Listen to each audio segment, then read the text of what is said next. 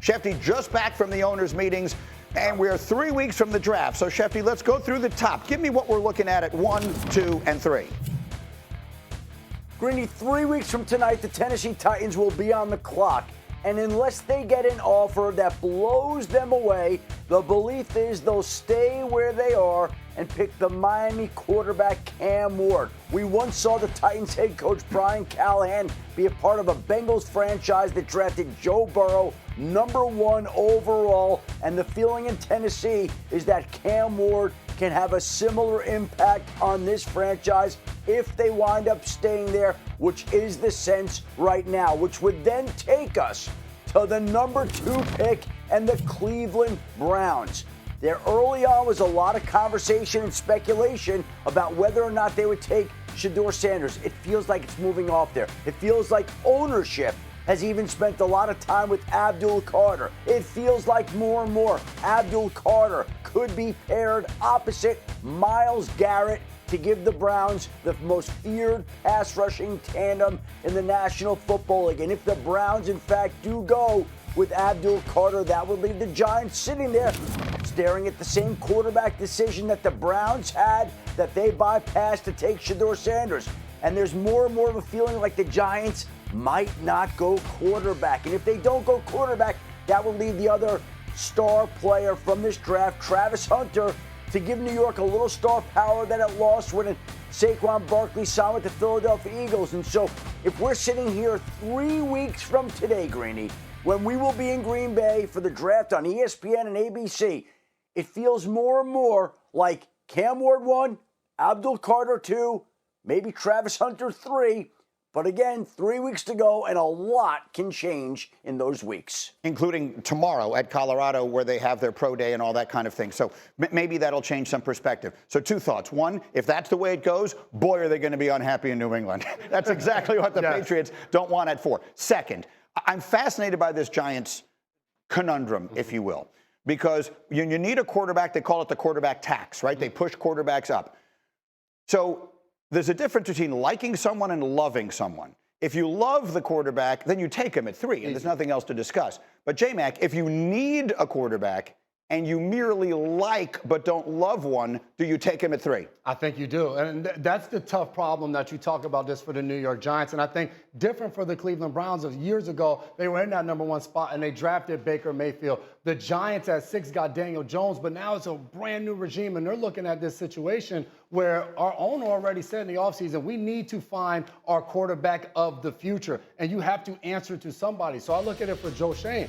You like Sheduer Sanders, and if you think this guy can be that quarterback for the next 10 to 15 years, what you've seen analysts on this show come on and compare him to a Kirk Cousins, to an Andy Dalton. If you're a New York Giants fan, that is absolutely fine, and you're ecstatic about having a quarterback that's going to lead you for a decade. For what it's worth, neither Andy Dalton nor Kirk Cousins were drafted 3rd, right? I mean, no. Andy Dalton was drafted in the 2nd round. Yep. Kirk Cousins was drafted in the 4th round. Yep. Taking a quarterback, taking the player 3 overall is making a very significant commitment. Harry, would you do it? Not if I don't love him. That's what I mean. But if I love Sheduer Sanders, I'm taking him at #3. Of course. If you love him, then there's nothing to discuss. Well, that's the thing. Like, if you have a defensive player right there that you think can make an impact on your football team instantly right now, in which Travis Hunter and also Abdul Carter can do, then you take him.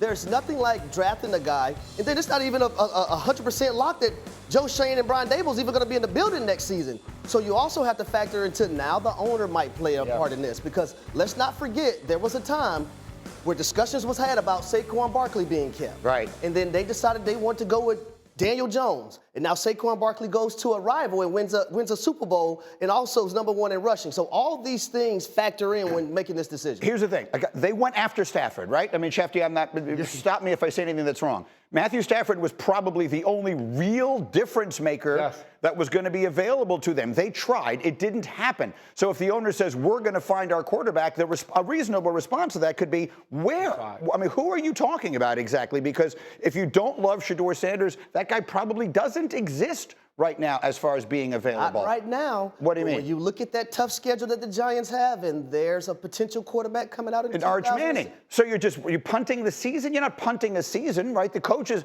on the hot seat is not looking at punting a season. Shefty, get in here. Well, first of all, there's no guarantees that Arch Manning's coming out after next year. It sounds like Right. he certainly could be staying beyond next year. I'm not a college football insider, but none of the Mannings ever went out early, and I don't know, with NIL money being what it is, why Arch would do that. So all this conversation about tanking for Arch next year, he may be in the draft in 2027, not even next year. As for the New York Giants, yeah, they made a run at Matthew Stafford. They made a run at Aaron Rodgers. They wound up with Russell Wilson and Jameis Winston. And the issue you have if you're the New York Giants is you're in a division with Dak Prescott, Jalen Hurts, and Jaden Daniels. So now you've got to find a way to somehow keep up. And I don't know that there's a team out there that spent any more time scouting, digging into, being around Sheduer Sanders this year than the New York Giants. They know everything that they need to know, good and bad, about Sheduer Sanders. And again, the conversation right now, the winds feel like they're going away from them, picking him. Now, look, who knows? Could all be a smokescreen. They could wind up on Sheduer Sanders. We could go through any number of drafts where all of a sudden there were developments at the last minute and somebody vaulted to a spot that we didn't expect. But it doesn't feel like that today. And it feels like the Giants might be going in a direction where they're going to take the best player, but it might not be the quarterback. Yeah. So when Roger Goodell says the word "from Colorado," you still have to keep waiting. Right? Like, the New York Giants select from the University of Colorado University. Well, which one, Roger? Which one? Steeler legend talking about Aaron Rodgers, general legend, and the prospect of him winding up in Pittsburgh. Here's what Big Ben said. I'm going to say it right here, right now. Yeah. I really believe that he's going to be a Steeler. Okay, I'm saying it. Okay.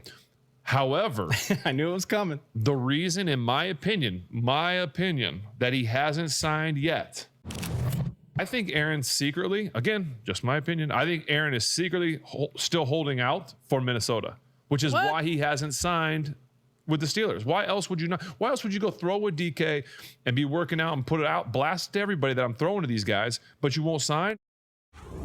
So the only word in that I disagree with on Ben is secretly. There's no secret in this. Literally, as Shefty said earlier, everyone's talking about it. He wants to go to Minnesota. The Vikings are probably 90-something% closed the door on that. But until it's 100% closed, Aaron is waiting to see if it winds up happening. Assuming that it does not. If you're the Steelers, are you good just sort of sitting in? It feels like you're sitting in second position here. What do you think of that? No, you're not good, but at the same time, what else are you going to do? They don't have any other options. Are they going to call the Atlanta Falcons and see what it would cost to get a guy like Kirk Cousins? I don't see that happening, so right now they're stuck in that same situation. Here's my question, Harry.